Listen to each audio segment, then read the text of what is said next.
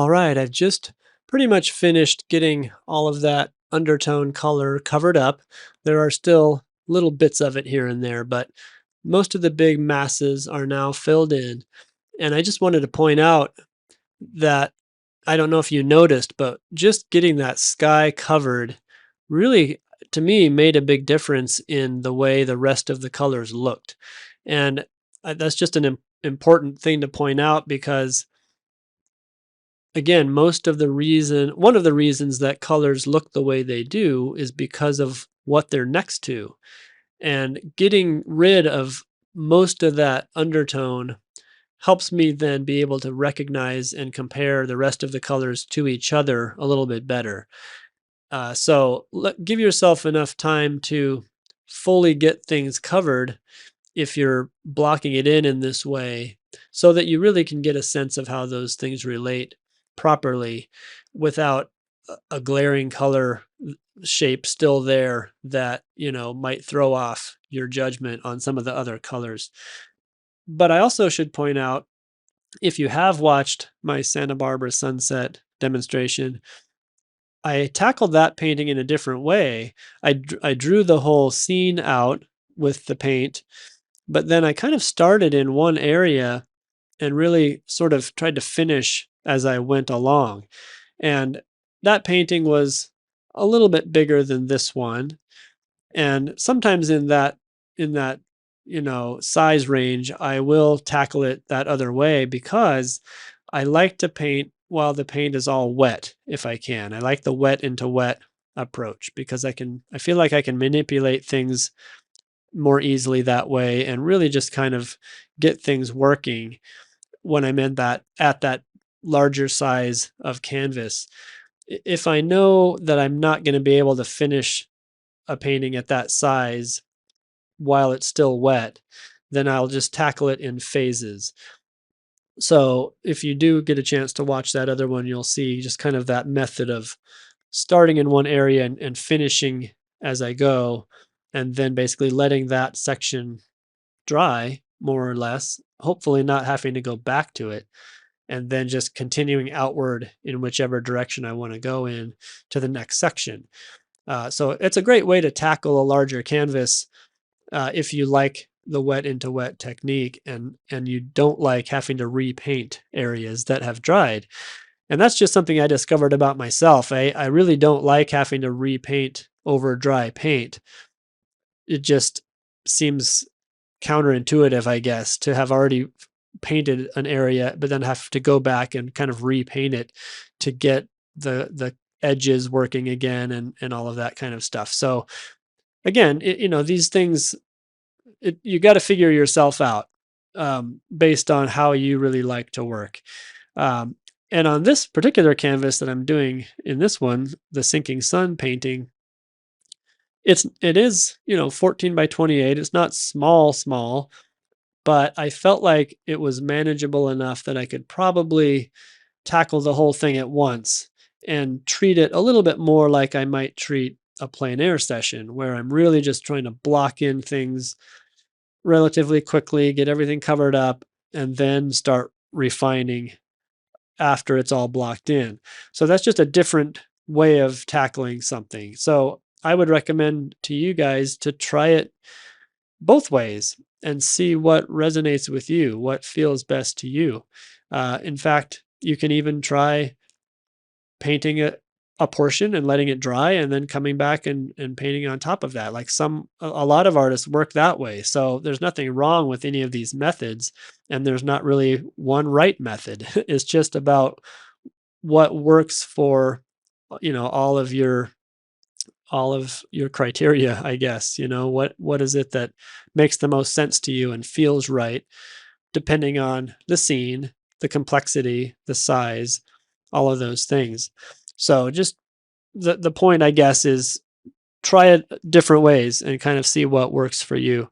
Um, so anyway, with all of that said, I wanted to point those things out, and at the same time to talk a little bit about something that you may have noticed at the very beginning when I actually used my palette knife to mix up some of these colors.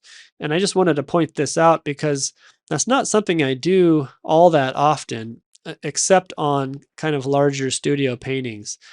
And the reason I think is that I've gotten used to brush mixing because it feels a little faster to me. So when I'm painting outside, I don't like to set my brush down, pick up my palette knife, mix up some color, wipe off the palette knife, set it down, pick up my brush, get the paint, and paint. I'd rather just get my brush, mix up the paint, and paint. It just seems faster. But it does also mean one of the challenges, I guess, is that you might not mix up quite enough paint for the section that you're trying to fill in. So that is another thing that takes some practice. Um, really letting yourself try to gauge how much color am I going to need for the size of the shape that I need to fill in on my canvas. And like I've mentioned in other videos, it's nice if you can have a little bit extra mixed there too, because if you need to go back to that color to add something or make a change, you've still got it there on your palette and you don't have to remix it. So that would be an argument for using a palette knife because you tend to get a little more of a body of a mixture. You get a little bit bigger pile of mixture by using a palette knife rather than your brush. And using a palette knife also can mean not quite as much brush cleaning. So I've solved that, I guess, to an extent by just using multiple brushes.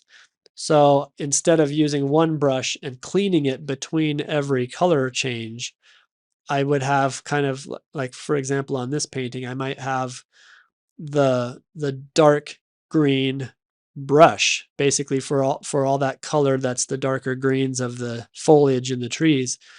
That would be its own brush that has basically that color in it.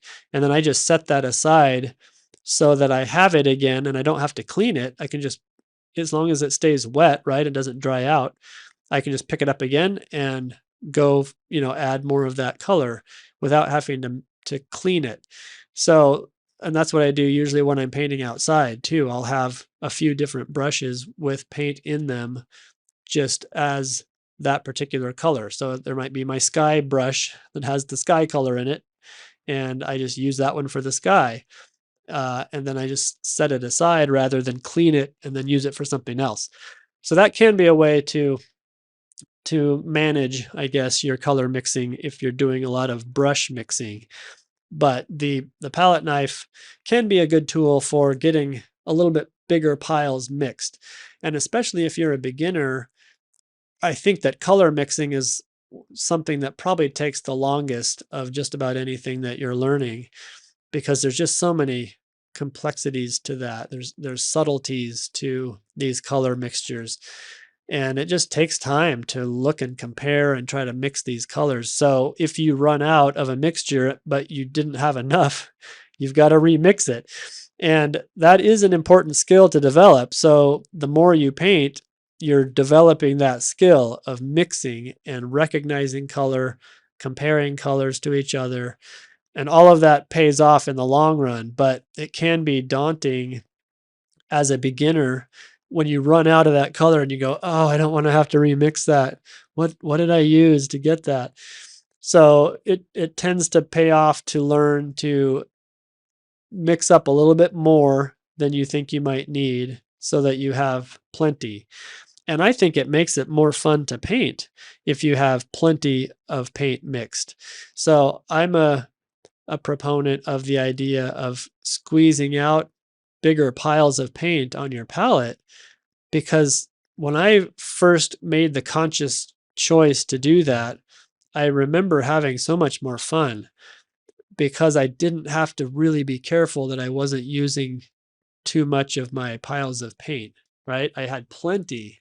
So not only did it make me enjoy it more, it made it go a little faster because I I could be freer with the paint. I had plenty of paint mixed. I didn't have to slow down and remix something. So again, trying these things, letting yourself try these different things and figuring yourself out is a big part of this uh, process of learning to paint.